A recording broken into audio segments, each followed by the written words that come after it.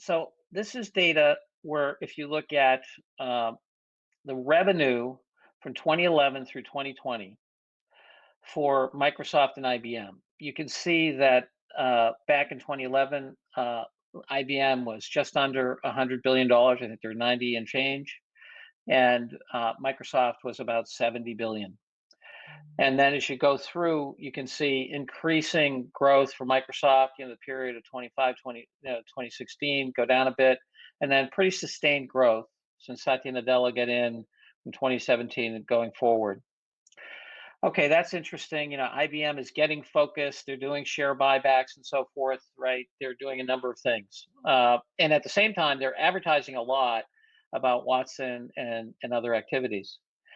And this probably means I should get a life, but I find this chart on the bottom really depressing and really makes me sad because if you look at IBM down the bottom here, you see IBM in 2011 has capitalized R&D just over $20 billion, and by 2020 they've brought that down by a few billion. I think it's almost 5 billion.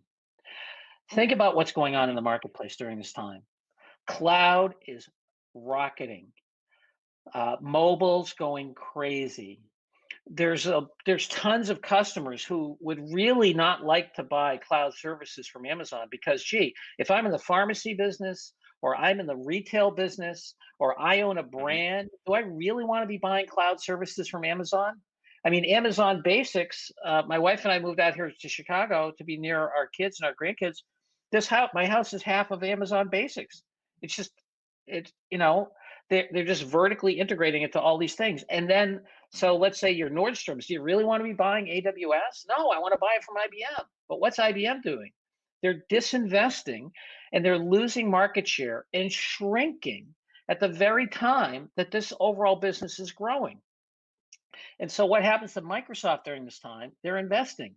And you look at how much they're investing, their capitalized R&D went up over about $30 billion. Now, what is this? This is Surface. This is Azure. This is cloud.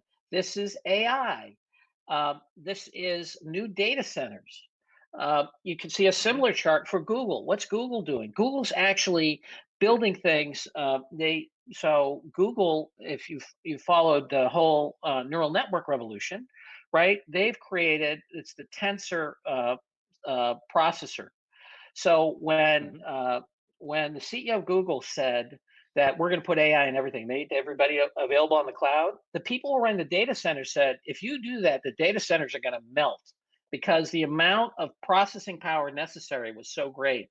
So they actually redesigned hardware, and now they're one of the biggest hardware manufacturers because they're creating very efficient hardware chips to do the AI on the chip, and their data centers are unbelievably efficient in terms of not in terms of speed and cost per transaction, but also in terms of the the consumption of heat and electricity per millions of instructions per second.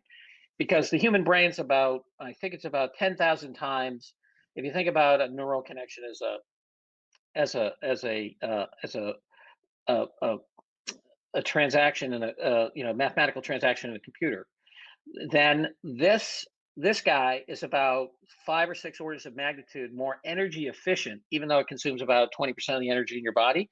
It's about 5 orders of 6 orders of magnitude more energy efficient than the most efficient computer. Well, what Google's done is that now they're starting to actually be an order of magnitude or two closer to the efficiency of the human brain in terms of processing information. So again, um, that's another whole conversation. I don't believe that. I think mind and computation are different things for another day. Mhm. But just from a where does that R&D go? It's going at the core of their cloud services, which are just dominating, and the core of intelligence services, which are just dominating, and they're putting intelligence everywhere. So these aren't small things, and these opportunities are certainly available to IBM. And this chart, at a time that I think we need more companies in the world who are based in Western values, who have a non-advertising driven model, because I think advertising driven models are kind of funky